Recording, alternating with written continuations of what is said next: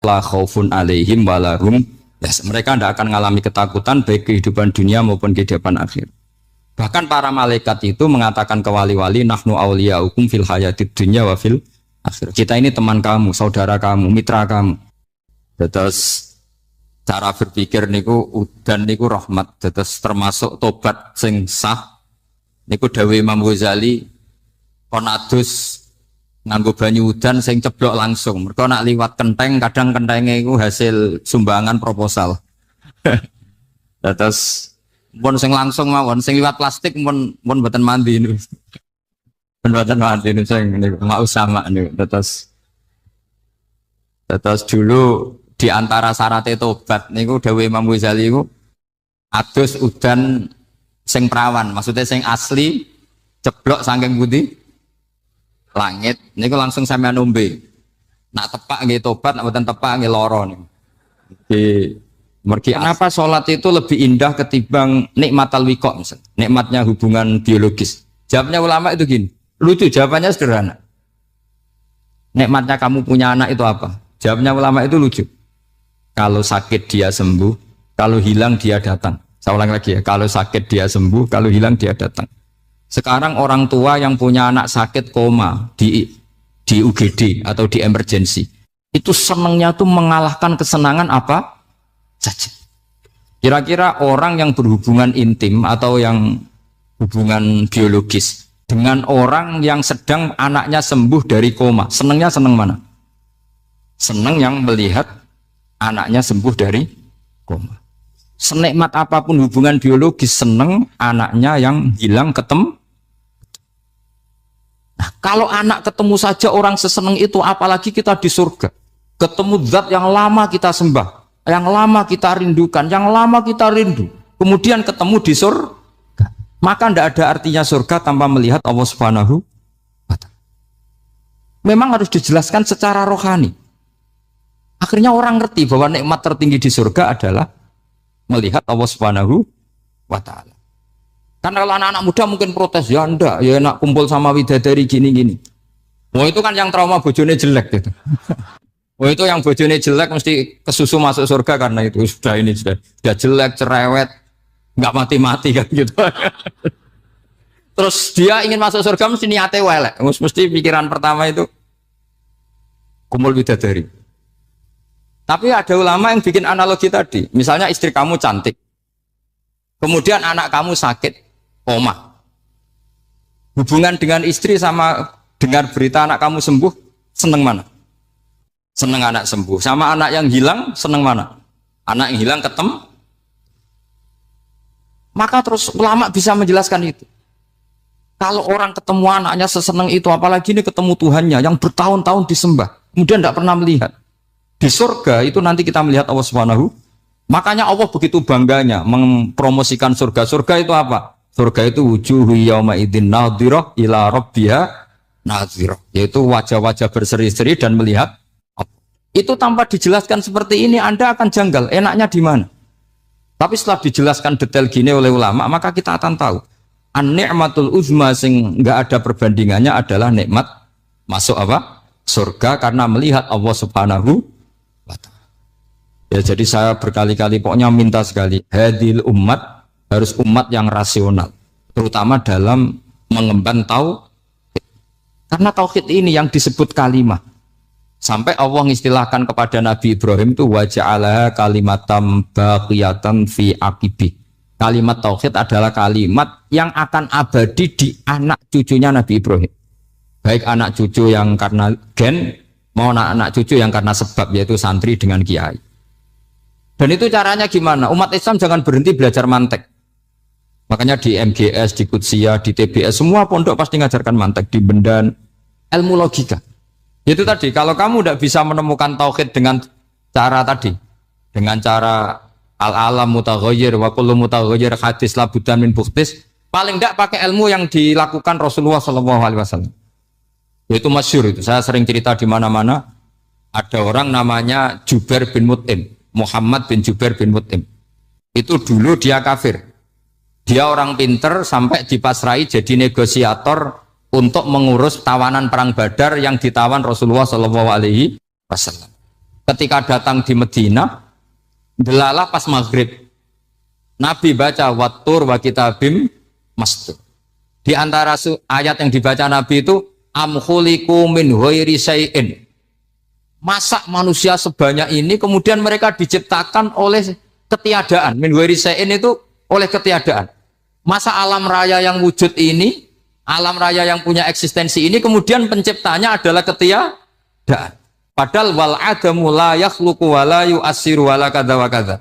Tentu sesuatu yang tidak ada itu tidak bisa dikatakan sebagai pencipta. Wong nggak ada, jadi faktor saja nggak mungkin apalagi jadi pencipta. Itu Nabi habis sholat langsung beliau sungkeman, ya Muhammad, saat ini juga saya iman. Karena logika yang dibangun ayat yang kamu baca itu menghabiskan semua logika saya. Intinya logika tauhid itu akan mengalahkan semua teori non tauhid. Itu yang disebut bal naqdhifu bil haqqi 'alal batili fayadmaghuhu fa idza huwa zahid. Kebenaran tauhid itu akan menghancurkan kekuatan apa saja. Fayadmaghuhu itu di tafsir Tobari disebut dorbatan tasujud dimah, satu pukulan sing sampai menjadikan otak itu hancur. Makanya disebut damagho, dimah itu maknanya otak.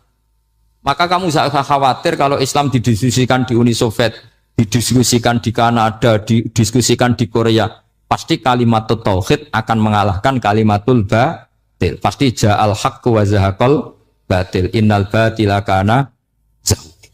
Tapi syaratnya kita harus kuat. Makanya saya ini senang sekali yang namanya ngaji itu, saya senang. Karena saya tadi bercita-cita ingin jadi dosen setelah mati. Karena di dunia sudah tidak jadi apa? Dosen. Saya ingin seperti Imam Amudi. Pertama ketemu Allah, beliau disuruh ngajar malaikat tentang ilmu apa? Matematika yang mengarah ke tauhid. Jadi diajarkan. Kamu tahu angka 2, angka 3, angka 4, semuanya bersumber dari angka 1. Berarti semuanya berawal dari 1. Gak tahu setelah itu malaikatnya dites lagi apa enggak, gak tahu. Pokoknya pas itu malaikat ya paham semua. Oke. Kayak apa hebatnya umat Rasulullah Shallallahu Alaihi Wasallam? Karena akalnya kuat. Sehingga kita harus kuat. Sehingga kalimat yang benar disebut kalimatul haqqin alaiha nahya wa alaiha. Nah, kalimat yang salah disebut kaburat kalimatan takhruju min afwahim. Kalimat menjadi kalimat karena diucapkan, tapi tidak menunjuk hakikat. Kayak ini misalnya, ini tutup, ini putih, terus saya katakan hitam, berarti saya mengatakan ini hitam sebagai kata-kata karena diucapkan, tapi tidak pernah menjadi hakikat karena hakikatnya ini putih. Itu hebatnya Quran. Makanya Quran kalau gojlek orang kafir itu, gojlek orang kafir itu sebut apa? Kaburas kalimatan takhruju min afwahim. Tapi untuk kalimat tauhid dikatakan apa? Yusabbitu walladzina amanu bil qaulif tsabit fil hayatid dunya wa fil akhirah. Sebagian disebutkan wa ja'alaha kalimatam baqiyah. Kenapa kalimat tauhid itu kalimat yang abadi? Karena Allah sebagai Tuhan di dunia juga sebagai Tuhan di akhirat, dan selalu Tuhan pada masa yang tidak terbatas. Itu disebut wa ja'alaha kalimatam baqiyah. Kemudian umatnya Nabi mengganti kalimat yang gampang. Allah punya sifat baqo, punya sifat akhir. Maksudnya akhir itu la akhirullah. Terus semuanya. Yang paham ya alhamdulillah, yang enggak paham dikon ngapal wujud idam baqo mukhalafatul khawadisi qiyamuhu bi nafsi wahdaniyat qudrat irad. Wes paham. Lah kok sing rada alim terus roh bedane iki sifat ma'ani iki ma'nawiyah. Cara Mu'tazilah ngene, cara ahli sunnah ngene. Wah itu sudah kejlimetan. Sementing wujud idam. Nah, kenapa pertama yang disebut wujud? Karena yang membedakan kita dengan faham ateisme itu ya sifat wujud. Yaitu mereka mengatakan alam raya ini dimulai dari ketiadaan. Wah itu akal mana saja itu nggak bisa nerima, masa ketiadaan menciptakan sesuatu yang ada. Maka kata Ibnu Hajar al-Asqalani ketika mentafsirkan mensarai hadis salasun mangkunna fihi wajata halawatal iman. 3 hal ini kalau kamu faham maka menemukan manisnya iman. Manis itu enak. Terus kata Ibnu Hajar al-Asqalani, saya masih ingat betul dalam sarahnya Fathul Bari, wa yusamma inda ahlil aql, misalnya al-iltizat al-aqli. Agama ini mengajarkan kenyamanan cara berpikir. Coba kalau sampean seorang doktor atau seorang profesor atau seorang pinter, kemudian kamu dipaksa mengimani bahwa alam ini diciptakan oleh ketiadaan, itu bisa tidur enggak? Oh, enggak bisa tidur. Sampean misalnya orang pinter, dididik di kampus atau dididik di pondok, alam ini yang wujud, yang menciptakan itu sesuatu yang tidak wujud. Kamu bisa tidur enggak kira-kira? Ini guru apa? Ini sarap ini. Mosok hadil maujudat khalaqahal adam. Sesuatu yang wujud diciptakan ketika. Tapi agama ini membawa sesuatu yang menyenangkan untuk akal. Yaitu hadhil maujudat khalaqaha wajibul wujud. Maujudat yang wujud ini diciptakan super maujud. Yaitu oleh bahasa pondok disebut wajibul wujud. Kan terus seneng. Wajar dong kalau sesuatu yang ada diciptakan oleh yang ada. Lah tentu ada pencipta, terus ada super, disebut wajibul wujud. Kan terus enak. Nah, itu kata Ibnu Hajar al-Asqalani disebut wajadah halawatal iman. Sehingga kita tidak usah khawatir. Makanya saya itu termasuk orang yang nggak khawatir. Apapun rusaknya dunia ini, kacaunya dunia ini, akan kalah dengan kalimatut tauhid. Karena kalimat ini ketemu apa saja pasti menghancurkan. Yaitu disebut bal naqdhifu bil haqqi 'alal batil fayadmaghuhu fa idza huwa zahid. Kalimat hak ini akan menabrak apa saja. Dan yang ditabrak pasti hancur. Makanya sama tidak usah khawatir, misalnya ada negara ateis di Cina, di Korea, kita yakin asal yang diteliti itu agama Islam pasti menang. Nah, yang susah kalau yang diteliti orang Islam, itu susah. Karena yang copet kadang-kadang ya umat, apalagi di negara mayoritas Muslim, nanti copetnya, premannya, koruptornya semuanya beragama Islam. Makanya kita hanya punya pilihan dua itu, umat Islam dan Islam yang kumat itu dok. Kalau tidak umat Islam ya Islam yang kumat. Tapi kalau kalimat tauhid itu kalimat yang aman, tak jamin. Tak jamin 100%.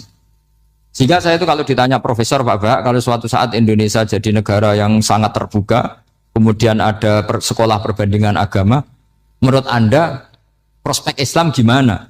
Saya jawab asal yang dikaji Islamnya bukan orangnya, pasti Islam tetap prospek. Asal yang dikaji apa? Islamnya bukan orangnya. Kalau orangnya ya Masya Allah. Ya tadi kalau tidak umat Islam ya Islam yang. Terus kalau matur nuwun sangat dengan hormat teng Raden Asnawi. Beliau sekarang generasi keempat ya, wonten sing generasi ketiga. Nasab kula kepanggih Raden Asnawi teng Asnawi sepuh. Terus Raden Asnawi gada bah namine Abdullah Husnen, terus Ibu Ayu Sofia niku binti Asnawi sepuh. Kula buyut kula kandung damaran niku Hafsah binti Maksum bin Soleh bin Asnawi sepuh. Kenapa saya cerita zuriyah? Terus satu peradaban. Gini bahasa Indonesia mohon nggih. Sane gaul. Satu peradaban itu yang bisa bangun itu zuriyah. Zuriyah itu komunitas gen.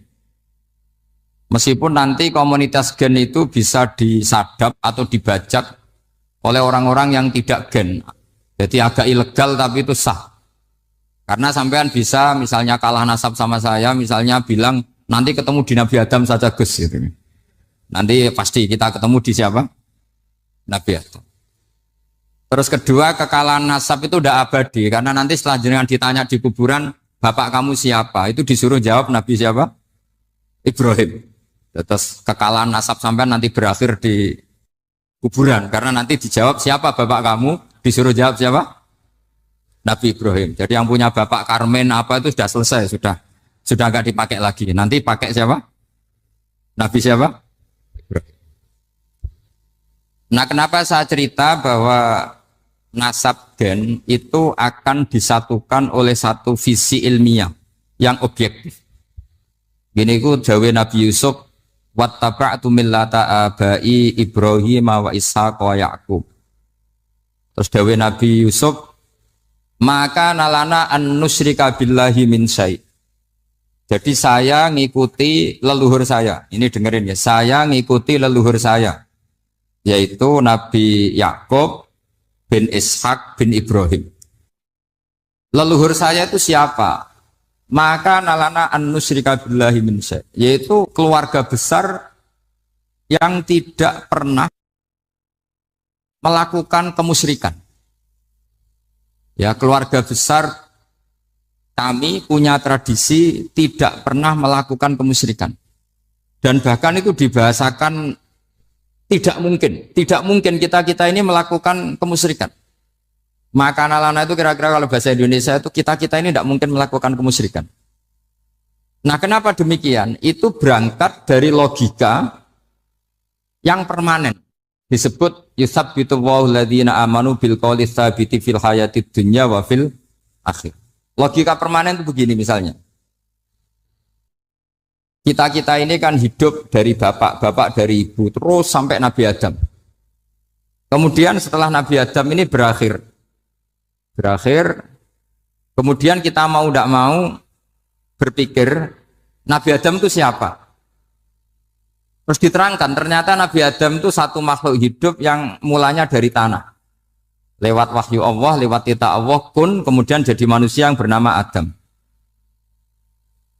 Sebelum Adam ada bumi, ada langit, ada cakrawala macam-macam. Kemudian itu kita rumuskan lagi, asal usulnya adalah tidak ada. Adamiyun makhdun. Akhirnya kita tahu bahwa alam raya ini diwujudkan setelah dari tidak ada. Nah tentu terus kita berpikir, dari tidak ada menjadi ada itu pasti penyebabnya adalah sesuatu yang ada. Nah yang ada itu disebut wajibil wujud. Karena wajibil wujud ini wujud sendiri, nggak ada saingannya. Karena Allahu ala syai'amahu, Allah ada dan tidak ada pesaingnya. Maka kita ini berpikir nggak mungkin ada kekuatan manapun yang menyamai Allah. Sehingga nggak ada Yesus mungkin menyamai Allah, nggak ada Fir'aun, nggak ada Lata, nggak ada Uzza. Makanya disebut maka nalana an nusyrika billahi min syai'.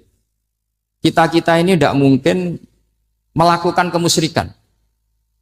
Sama tidak usah tanya saya, Gus, tapi orang menjadi musyrik itu kan mungkin. Jawabannya itu tetap nggak mungkin. Kemusyrikan itu satu teori yang nggak mungkin. Tapi kalau orang musyrik itu mungkin. Tapi karena kita kenal yang membawa kita beliau banyak ke Korea. Saya itu beli pesolatan tuh bukan 1, 2 sampai 2 kerdus, 3 kerdus. Itu mulai saya niai sampai sekarang. Tak bawa ke Sragen, ke Solo 3, termasuk tak bawa ke Korea. Jadi mungkin ya ini GR saya ngaji di sini itu barokahnya jualan pesolatan.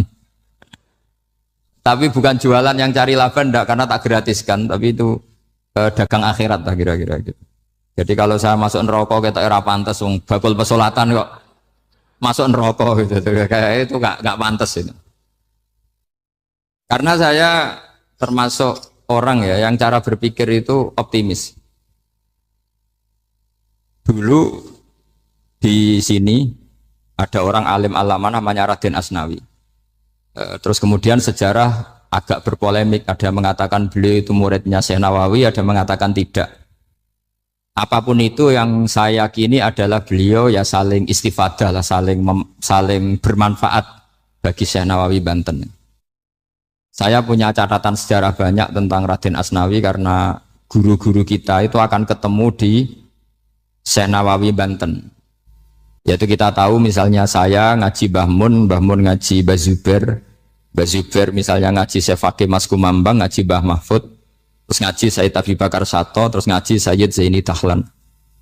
Kalau keluarga sini mungkin misalnya Gus Hafid, Mbah Niam, Mbah Zuhri, terus Raden Asnawi. Raden Asnawi kita tahu nikah dari istri mudanya Syekh Nawawi, yaitu Nyai Hamdana. Saya sering diceritani Mbah Mun, terus Nyai Hamdana punya anak yang namanya Zuhriyah dari Syekh Nawawi. Kemudian setelah dinikahi Raden Asnawi punya anak namanya Zuhri, Minan, Ni'am, terus sampai ke Gus Hafid itu, Hafid bin Ni'am. Kenapa saya cerita ini? Karena kealiman itu adalah sesuatu yang dibanggakan Allah. Imam Amudi itu ulama ahli matematika. Jadi ada ulama itu ahli matematika. Dia nggak pernah ngajarkan pesolatan, zakat, sholat, tapi dia ngajar matematika.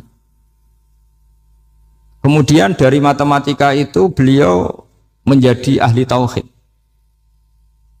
Sehingga nanti Mungkar Nakir itu nggak akan tanya dia marabbuka wa manabuka, karena dia punya rencana. Yang ngajar tauhid itu saya, kata. Jadi kalau dia akan marabbuka, pangeran kamu itu siapa? Malaikat malah dilawan. Kamu pernah ngajar tauhid? Saya ini guru tauhid. Singkat cerita, saking keramatnya Imam Amudi, kata Allah, ya Amudi, presentasikan ilmu tauhid yang lewat jalur matematika ke semua malaikat saya. Semua malaikat saya tahu cara berpikir matematis. Karena malaikat itu imannya itu iman mauhibah, karena dia malaikat, ya iman karena tahu neraka, tahu surga, terus dia iman. Kalau kita enggak, kita iman tuh pakai logika, jadi lebih keren. Loh betul. Malaikat itu ketika bangga, ya Allah, apa ada orang yang imannya di atas kita? Jawabnya Allah ada. Siapa? Ya orang-orang kudus, kata Allah. Kira-kira gitu. Kenapa? Ya betul. Karena kamu iman saya itu wajar, kamu tahu saya. Tapi mereka nggak tahu saya, tapi iman. Kenapa bisa iman ya Allah? Karena mereka punya logika, punya akal. Akhirnya Imam Amudi disuruh sama Allah presentasikan logika tauhid kamu lewat jalur matematika. Malaikat disuruh dengerin semua. Isma'u ya malaikati, ini mimpinya wali. Terus Imam Amudi mulai mengajarkan nisbatul isnaini ilal wahid wa nisbatus salasa wal arba'ah ila ma la nihayatalah, niku binisbatin wahidah, yaitu far'un minal asli wa huwa al wahid. Mbok angka sebanyak apapun 2, 3, 4 sampai 1 miliar, itu nisbatnya ke angka 1 adalah nisbatul far'i ilal asli. Semuanya berasal dari 1. Maka hadhil awalim atau hadal alam ila ma la nihayatalahu, tetap semuanya ini cabang dari 1, yaitu wujud dari 1, yaitu Allah Subhanahu wa ta'ala. Sehingga semenjak itu ditiru sekian ulama. Akhirnya malaikatnya mantuk karena kepastian kalau Allah 1 yang diyakini malaikat itu sepasti logika yang dibangun orang-orang manusia ini, padahal tidak ngerti Allah Subhanahu wa ta'ala karena pakai akal. Sehingga di pondok itu orang harus ngerti mantek. Orang mantek itu ilmu yang jelimet tapi menyenangkan. Biasanya sing sinau ambek rokokan, sawangannya kayak filosof. Jadi paling kan agak paham dia alasan. Penting nikmati rokok, tapi pikir nikmati pemikirannya, ternyata nikmati rokok. Kayak kemarin saya datang ke resepsinya Gus Agil, saya itu tertawa terus karena dengerin Habib Mutahar. Saya membaca bahayanya rokok. Setelah tahu bahayanya, saya berhenti membaca. Tak pikir itu kan setelah tahu bahayanya saya berhenti merokok. Ternyata enggak. Saya baca bahayanya apa? Merokok. Setelah saya baca, maka saya berhenti membaca. Bukan berhenti merokok. Itu ilmu kelas tinggi seperti itu harus mantap. Pernah beliau ditegur dokter, Beb, kalau rokok terus nanti mati. Tenang saja, saya masih bawa korek. Dikira itu kan orangnya yang mati, ternyata beliau enteng saja. Santai aja dok, saya masih bawa korek. Jadi saya bukan nyarankan santai rokok, tapi orang rokok itu memang punya logikanya sendiri. Kalau Banafek Hajen itu masih pernah bahas saya juga. Karena Banafek juga turunan Mbak Mutamakin. Hak, rokok itu haram tau ora? Nak cara kula darani haram sebudi bah. Lah iya, nak haram ya bener aku. Mulane tak obong, barang haram apike diobong. Jadi saya tuh saya sama orang-orang sepuh itu tidak pernah menang. Jadi apa ya? Mereka itu orang yang sudah lama gimana ya? Mau dikatakan bulat itu ya, tapi memang nggak pernah kalah mereka. Ada satu kiai, masih misananya Mbak Nafek. Ini rokok 2 katanya. Bagi yang nggak ngerokok berarti membiarkan 2 haram masih. Bagi yang merokok berarti mengurangi haram. Kalah lagi ya. Jadi saya tuh pernah dibully 2 mbah saya. Karena 2 mbah saya ini rokok semua. Akhirnya saya sing nom ngalah gitu. Karena saya tidak mungkin bilang sing waras ngalah karena kalah sepuh gitu. Jadi ya sudah, mau tidak mau harus bilang sing nom. Tapi yang penting itu kita mendengar. Jadi ternyata sepinter-pinternya kita itu mesti kalah pinter sama yang sepuh-sepuh itu. Jadi kalau tahu bahayanya rokok lewat membaca ya harus berhenti merokok. Berhenti membaca katanya. Nah malaikat ini cerita lagi malaikat. Saya memang dari awal niat hormat Raden Asnawi karena buyut-buyut beliau itu ketemu di buyut saya. Saya ini turunan Mbak Asnawi sepuh. Terus cuma buyut saya itu nikah Lasem, terus saya keceluk cucunya keluarga Lasem. Sebetulnya saya juga cucu Kudus. Terus alhamdulillah sekarang kembali karena buyut saya menyuruh saya ngajar di Damaran, terus sampai sekarang saya ngajar di Damaran. Jadi buyut saya itu masih lahir di Damaran. Namanya Mbak Hafsah, itu Hamsah binti Maksum bin Soleh bin Asnawi Sepuh. Sama seperti nasab di sini Raden Asnawi, Mbak Abdul Husnan, terus Nyai Ayu Sofiyah, terus Mbak Raden Asnawi. Saya mau cerita, jadi ilmu itu lebih keren kita. Sehingga Rasulullah SAW pernah ngendikan, saya ini rindu sekali li ikhwani, kata Nabi itu ikhwani. Kata sahabat bilang, alasna ikhwanaka ya Rasulullah, bukankah kita ini saudara kamu, saudara engkau ya Rasulullah? Tidak, antum ashabi, kamu itu sahabat saya. Siapa teman-teman kamu itu ya Rasulullah? Yaitu kaumun yang tidak melihat saya, kemudian iman kepada saya. Jadi mereka seperti kita semua di Kudus ini tidak melihat Rasulullah SAW, tapi iman sama Nabi. Dan ketika malaikat yubahi bikum malaika, Allah bangga dengan malaikatnya, membanggakan kita. Sampai malaikat tuh sentimen, kok bisa ya Allah? Ya karena tadi, kamu iman sama saya wajar. Karena kamu melihat surga, melihat neraka, melihat aras. Sementara orang Kudus coba ngelihat apa? Paling simpang 5. Apa simpang 7 itu? Tapi imannya nggak kalah dengan malaikat. Kenapa nggak kalah? Karena tadi, kita diajarkan bahwa nisbatul isnaini wassalasah wal arba'ah ila ma la nihayatalaha itu sama-sama nisbatul far'i ilal asli. Tetap yang asli adalah angka 1. Jadi nggak mungkin aslu hadhil asya nggak dari Allah itu. Nggak mungkin, tetap dari zat yang satu. Kemudian tentu ini bukan nisbatul walad ilal walid, anak ke bapak tentu enggak, tapi nisbatul khaliq sama makhluk. Tapi apapun itu pasti satu. Sehingga Imam Amudi akhirnya masuk surga lewat jalur itu. Tidak usah lewat pertanyaan man rabbuka wa man nuka. Kelasnya disuruh ngajar malaikat. Saya punya rencana jadi pengajar malaikat nanti itu kan. Jadi orang-orang Kudus yang dapat barokahnya Raden Asnawi nanti jangan mau kalau ditanya man rabbuka wa man nuka. Kelasnya itu harus apa? Jadi gurunya malaikat.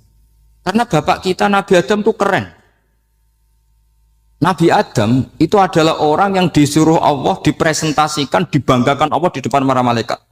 Ketika ada malaikat yang agak hasut, tapi itu tidak malaikat papan atas, malaikat yang kebanyakan. Itu kan agak gak terima Nabi Adam jadi apa? Khalifah. Sampai malaikat ini usul ataj'alu fiha mayusidu fiha wasfikut. Makanya kalau saya protes sama malaikat itu malaikat yang ini, bukan Jibril sama Israel. Kalau protes Israel bahaya, bisa dihabisin. Saya pernah ditanya seorang kiai, Gus, jenengan gojlok malaikat kok berani? Ya karena malaikat yang jenis ini pernah gojlok Nabi siapa? Adam. Nggak percaya kalau Nabi Adam itu layak mimpin, sampai protes ataj'alu fiha mayyufsidu fiha wasfikut. Tapi apa yang terjadi? Allah mengajarkan satu ilmu di Nabi Adam, kemudian disuruh meresentasikan. Qala ya Adamu ambihum bi asma'ihim. Adam, coba kamu presentasikan ilmu kamu. Kalau Nabi Adam fasih mempresentasikan ilmu, kata Allah, kamu bisa enggak sepinter Nabi Adam? Enggak bisa ya Allah. Makanya sudah saya bilang, ini a'lamu malah. Saya lebih tahu siapa yang layak mimpin. Jadi layak mimpin itu pertama harus kuwatul ilm. Ilmunya itu harus kuat. Nanti saya akan cerita hubungannya Raden Asnawi dengan Syekh Nawawi. Apa itu hubungan teman, apa murid guru, itu memang masih jadi polemik sampai sekarang. Kalau saya ya keyakinan saling istifadal. Ini bahasa netral, tidak murid guru tapi saling apa? Istifadah. Kata Syekh Nawawi dalam tafsir Munir itu, ilmu itu nomor 1. Sehingga beliau setiap ada ayat fa inna hizballahi humul ghalibun, beliau pasti menafsiri bil hujjah wal barohin la bisaulah. Sama masih ingat betul takbirnya, memang saya hafalkan. Tapi bukan untuk modal pidato, bukan modal sebagai wong alim. Kalau pidato gampang.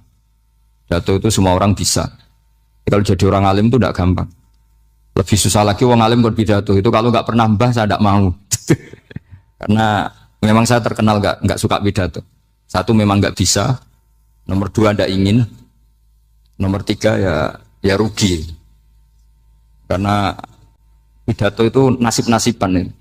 Kalau nasib baik kamu tidak paham itu, wah Gus Ba ilmunya tinggi sehingga kita tidak paham itu kalau nasib baik. Kalau nasibnya ada baik, nak ngendikan bulat sama itu tepat-tepatan. Dan Syekh Nawawi itu benar, Raden Asnawi juga benar, semua guru-guru kita benar. Karena agama ini sebetulnya bukan masalah negara, tapi masalah logika yang sehat. Uni Soviet itu pernah mengkooptasi Uzbek. Ceknya, Tajikistan. Itu 100 tahun. Orang dipaksa ateis.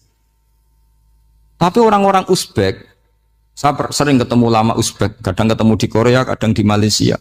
Orang-orang Uzbek itu punya basement di bawah tanah. Kemudian di bawah tanah ini mereka ngajarkan tauhid. Ngajarkannya ya gampang. Misalnya, ini sesuatu yang ada. Ya ini. Ini ada penciptanya enggak? Ya ada. Siapa? Tukang katanya.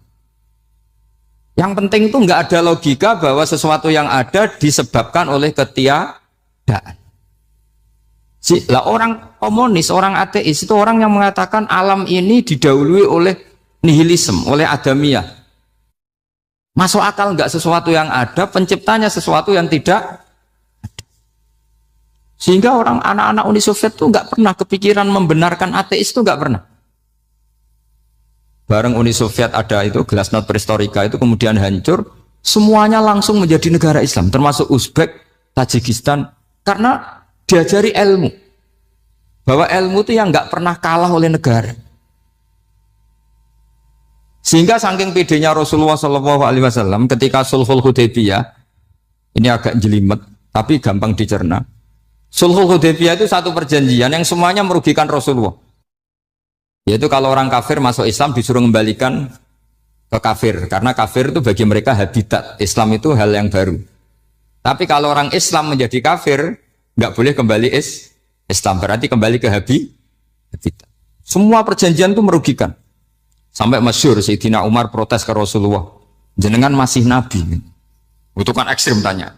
Jenengan sampai sekarang masih nabi? Ya, saya masih nabi. Kenapa tanya demikian?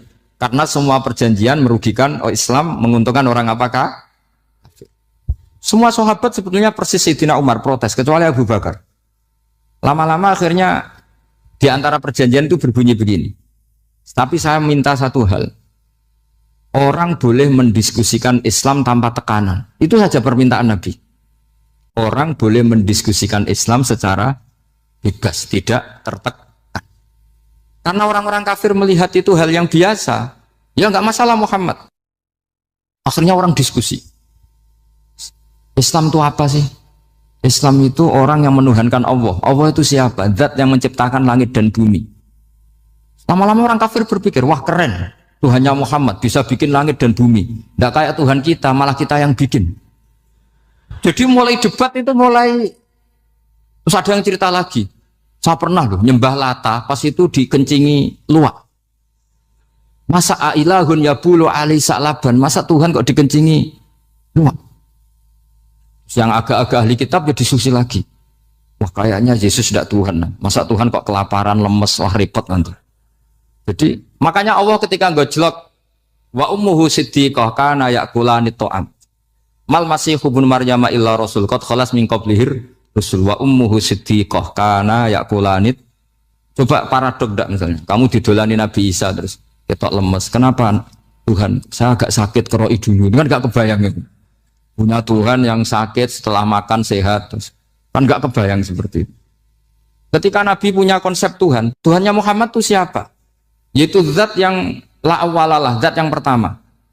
Lalu Tuhan itu siapa? Tuhan itu yang menciptakan langit bumi. Tuhan itu siapa? Yang memulai segalanya. Lama-lama mereka berpikir, wah kalau gitu yang benar itu Islam. Maka kata Imam Zuhri, Syihabuddin Az-Zuhri, famaka nafathun fil islami a'zoma min sulhil Hudaybiyah. Innamaka nasu yatafaduluna fil hadis wal munaza'ah. Semua teks riwayat itu ada kata wal munaza'ah. Orang bebas ngomong dan berdebat. Munaza'ah itu berdebat. Terus akhirnya falam yatakallam ahadun bil islami yaqilu syai'an illa dakhala fihi. Kemudian setelah berdebat dan mereka tahu Islam pasti akhirnya masuk.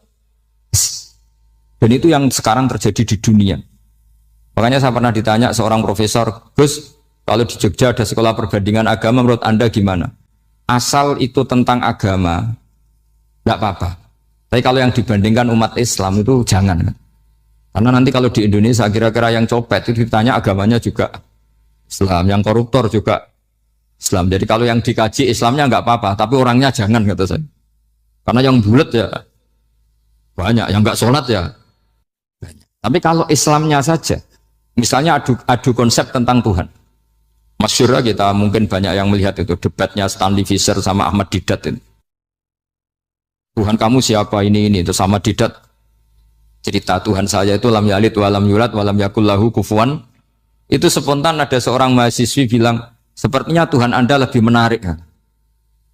Karena Tuhan Anda yang menciptakan langit bumi, yang Tuhan ini kok lahirnya sudah di bumi, masa lahir-lahir langsung jadi Tuhan.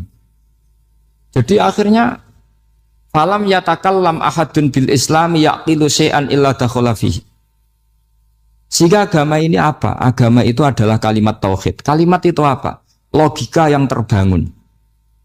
Nah, ketika logika itu terbangun maka disebut yusabbitu Allahu alladzina amanu bil qaulis tsabit fil hayatid dunya wa fil akhirah. Allah itu akan menetapkan satu kaul, satu presentasi ilmiah atau satu kesimpulan ilmiah. Yang kesimpulan itu nyata benarnya. Dan ini akan nyata terus baik di kehidupan dunia maupun kehidupan apa? Seperti Allah sebagai Tuhan. Itu akan nyata terus. Di dunia Allah ya Tuhan, nanti di akhirat juga Tuhan.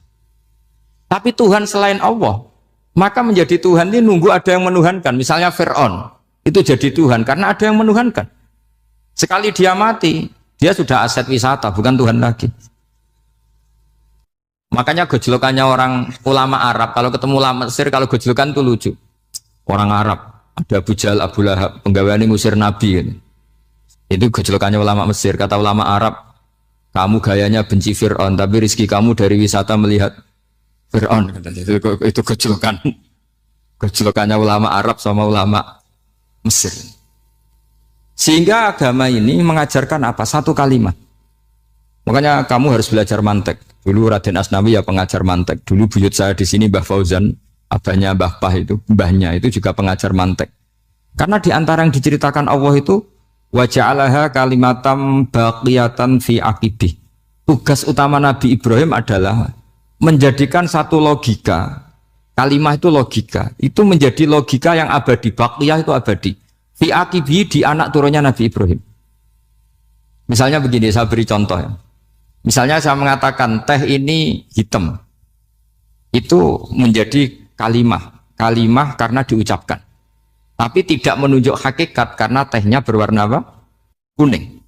Sehingga Quran kalau menyalahkan orang kafir itu ngendikannya kaburas kalimatan takhruju min afwahihim. Omongannya orang kafir itu menjadi kalimat karena diucapkan dari mulutnya. Kenapa menjadi kalimat? Karena diucapkan tapi tidak menunjuk hakikat. Seperti orang mengatakan 2 ditambah 2 itu 10. Itu kalimat, tapi kalimat yang salah. Karena tidak menunjuk hakikat. Seperti orang kafir mengatakan Tuhan itu 3. Itu kalimat karena diucapkan, tapi tidak menunjuk hakikat. Tapi ketika seseorang mengatakan Allah itu Tuhan, Tuhan itu satu, itu disebut kalimatu haqqin 'alaiha nahya wa 'alaiha namut. Mriki tahlilane wa 'alaiha napa wa biha. Wa 'alaiha napa wa biha. Wa'alaiha ya ada yang tahlilan wabiyah, itu nggak tahu sanatnya dari mana, pokoknya ada yang wa'alaiha, ada yang biha. Kenapa dikatakan kalimat tauhid? Karena kalimat yang dari kesimpulan berpikir. Dan agama ini dibawa Nabi Ibrahim itu untuk membawa kalimat tauhid. Ciri utama kalimat tadi, kamu yakin seyakin-yakinnya bahwa nisbatul snaini wassalasah wal arba'ah ila ma la nihayatalaha itu kanisbatis nain ilal wahid, yaitu semuanya far'un minal asli. Aslinya adalah wahid. Sehingga di kitab, saya pernah ngaji Mbah Mun, namanya kitab Al-Husunul Hamidiyah. Itu dikarang oleh ulama-ulama sekarang, itu diajarkan di MGS. Ini mbah-mbahnya Gus Akil, pendirinya madrasah MGS. Itu ada gambarnya di situ. Di situ ada gambar piramida, ada gambar hewan, ada gambar pohon. Kata yang ngarang, gambar sedetail ini, sejelimet ini dimulai dari nuktah wahidah, tetap dimulai dari satu titik. Dan ini disebut nuktatil wujud. Jadi bahwa orang kudus sebanyak ini tetap dimulai dari satu orang, yaitu Adam. Adam dimulai dari ketiadaan. Lalu siapa al-mujid? Pewujudnya siapa? Hanya Allah Subhanahu wa ta'ala. Sehingga ulama-ulama termasuk Syekh Nawawi itu paling suka ngendikan semua makna Quran dikumpulkan di Fatihah, Fatihah dikumpulkan di Bismillah, Bismillah dikumpulkan di Ba, karena di Ba itu ada titik nukdotil wujud, yaitu disingkat bi kana makana wa bi yakunu ma yakun. Karena saya, kata Allah, semuanya akan ada, dan karena saya yang enggak ada semuanya suatu saat disebut nukdotil wujud. Nah, kita meyakini kalau Allah satu itu seyakin-yakinnya, karena nggak mungkin angka nggak dimulai dari angka satu. Begitu juga gambar seapapun dilumete. Misalnya sampean gambar zaman saya kecil, gambar paling favorit itu apa, kambing bertarung. Itu gambarnya kan susah. Daripada gambar kambing bertarung susah terus dibikin kotak saja, tembok. Kalau tanya gurunya, gambarnya mana? Di belakang tembok, Bu. Ini itu dulu saya diwarai anak-anak nakal. Jadi semua satu gambar itu disuruh gambar harimau, yang satu disuruh gambar kambing bentrok, yang satu disuruh gambar matahari, semuanya kotak semua. Ini itu, Bu, gambarnya di belakang apa? Tembok. Maka nggak kelihatan kata sih. Jadi gurunya kalah cerdas. Dan guru itu sebenarnya nggak pernah menang, karena murid itu lebih pinter. Itu teman saya dulu kalau ngaji itu, kalau tes itu ngerpek baca. Gurunya marah, kamu tes kok baca? Enggak ngerpek, Bu. Ini belajar di kelas. Katanya belajar kapan saja, di mana saja. Ajo. Jadi apa ya? Orang itu kadang yang salah itu lebih masuk akal kadang-kadang ini. Saya teruskan ya supaya ini dapat barokahnya Raden apa? Asnan. Saya mohon sekali ya, kalimatul haqqin itu harus kamu jaga. Caranya jaga ya tadi. Kalau kamu tidak bisa ilmu mantek, misalnya al-alam mutaghayyir wa kullu mutaghayyir hadis la budda min muhdits, itu kan jelimetan. Pakai saja teori umum bahwa gambar apapun jelimetnya itu dimulai dari satu titik. Karena nggak bisa, nggak dimulai dari satu titik. Maka alam apapun jumlahnya nggak terhingga, tetap dimulai dari al-wahidul qahar, yaitu satu titik. Yaitu dalam konteks tauhid tentu itu Allah Subhanahu wa ta'ala. Sehingga Nabi Ibrahim itu orang paling sukses bikin waja'alaha kalimatam baqiyatan fi aqibi. Terus Nabi Muhammad begitu, sahabat gitu, sampai kita sekarang diajari ilmu mantek. Ilmu mantek itu logika yang nggak terbantahkan. Karena mau tidak mau. Kata Imam Syafi'i, fa innal uqula muttarratun ila qabulil haq, karena akal akan dipaksa menerima kebenaran. Dan itu yang terjadi di Uni Soviet. Dikooptasi 100 tahun untuk berfaham ateis, dilawan oleh ilmu, tetap menanamkan ilmu tauhid, ilmu mantek. Ketika Uni Soviet secara politik runtuh, semuanya menjadi muslim, termasuk negara-negara yang dulu dikooptasi. Maka kamu tidak usah kecil hati di Indonesia, mau apapun rusaknya negara ini, asal kita cara bertauhid benar, insya Allah tetap meninggal husnul khotimah. Karena sudah janjinya Allah, yusabbitu walladzina amanu bil qaulits tsabit. Sing jelas itu nomor satu tuh al qaulits tsabit. Memang itu logika yang masuk akal. Jadi jangan kira semua orang ditanya marrob, bukan, ndak. Banyak ulama yang nggak ditanya, masyhur itu dalam cerita keramat-keramat. Ada guru tauhid ngajarin tauhid. Setelah ditanya mungkar nakir, Imam Malik datang. Kamu nanya ini, man rabbuka man nabiyuka, kamu tahu ini guru Umul Barohin yang tukang ngaji tauhid. Guru tauhid kok ditanya apa? Malaikatnya nggak jadi tanya. Dan saya percaya cerita-cerita seperti itu karena secara umum itu ala inna auliya Allahi la khaufun alaihim walahum yahzanun lahumul busyra fil hayatid dunya wa fil akhir. Artinya kalau wali itu kok ditanya mungkar nakir berarti ngalami ketakutan. Karena di situ kan digambarkan mungkar nakir itu sewangar, bawa godam. Kalau yang tanya nggak bisa dipukul sampai ajur sak walang-walang. Pokoknya ceritanya kan seru seperti itu. Lalu itu kalau betul begitu terus ayat la khaufun alaihim walahum yahzanun kayak apa? Makanya dalam kitab Nashihul Ibad itu ada cerita ini. Sampean boleh nggak sependapat dengan saya, tapi semoga nasib sampean nanti digebuki malaikat. Karena orang itu akan mengalami seperti yang dirasakan. Anak indadzoni abdibi, saya tidak bayangkan akan ngalami itu. Makanya saya ini ngajar tauhid terus. Paling tidak kalau ditanya marabbuka man nabiyuka, sampean tahu profesi saya ini pengajar tauhid. Dan biji saya 9. Dulu saya di MGS, kalau ada teman bijinya tauhid kok 4, segala ahli swarga, tauhidnya jeblok. Dari kalau bijinya 4 segala ahli swarga, tauhidnya apa? Jeblok. Tapi yang bijinya 9, ya ahli swarga, tauhidnya itu saya dulu bijinya 9. Terus 9 terus sampai tamat. Karena nggak ada biji 10. Karena kalau 10 itu kan terlalu sempurna, nggak baik lah manusia kok sempurna gitu. Jadi sudah 9 aja kan. Tapi sebetulnya pantasnya ya dapat 10. Bemergo saake, bemergo tenan enggak tahu saya. Di Nashihul Ibad itu ada cerita gini dan saya percaya itu. Di sarahnya itu. juga di Sarah apa itu yang di Sarah Isen Nawawi itu. Pokoknya saya kalau ingat Raden Asnawi pasti ingat Senawawi. Saya tidak memastikan apa murid guru apa saling istifadah, yang jelas itu teman dekat, teman fil ilm. Sayyidina Ali itu pernah minta kasaf sama Allah. Saya percaya tidak semua orang alami marbuka ditanya itu. Ya Allah, saya minta kasaf. Kasaf itu ngerti alam gaib. Ingin tahu Umar. Jadi diam-diam Sayyidina Ali itu ya mangkal sama Sayyidina. Wong kok keras ingon. Agar wong kok tahu disentak, jajal wani nyentak malaikat Torah, itu kata Sayyidina. Jadi dia minta kasaf karena kenangannya dia melihat Umar itu semua orang pernah disentak sama Sayyidina Umar itu.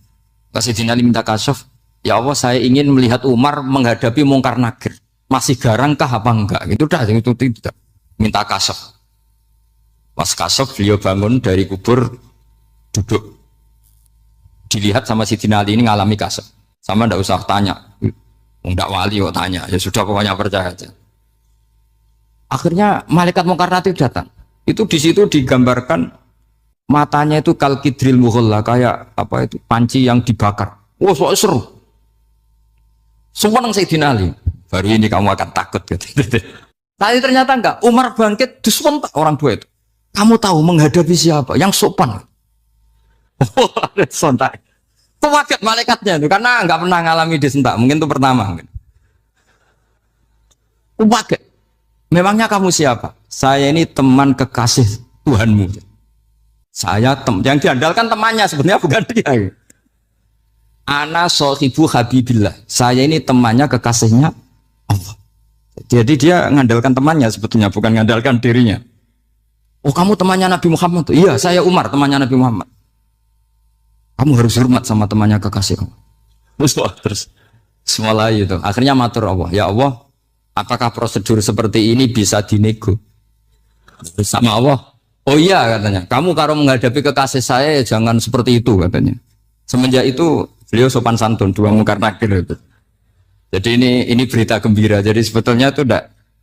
Tapi kita ini kan enggak punya nyali nyentak mungkar nakir.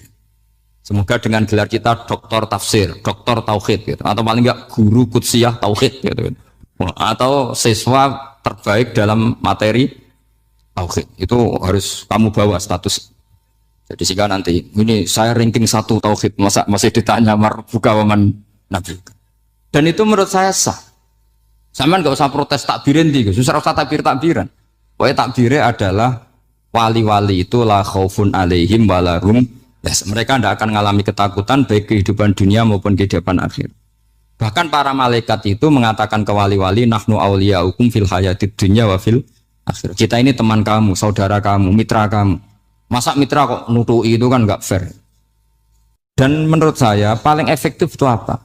Kamu harus punya rumus tauhid kayak Imam Amudi menemukan Tuhan. Imam Amudi itu menemukan Allah itu lewat ilmu matematika. Dan itu Allah saking senengnya disuruh ngajari para malaikat. Wa ya malaikati isma'u. Kamu harus mendengar, ini orang alim saya yang ahli matematika. Tapi justru itu ngerti bahwa asal usul alam itu minal wahidil qahar. Dari zat yang satu. Akhirnya Imam Amudi mulai ngajar tuh. Nisbatus naini wassalah sawal arba'a ila ma nihayatalaha iku kabeh iku far'ul wa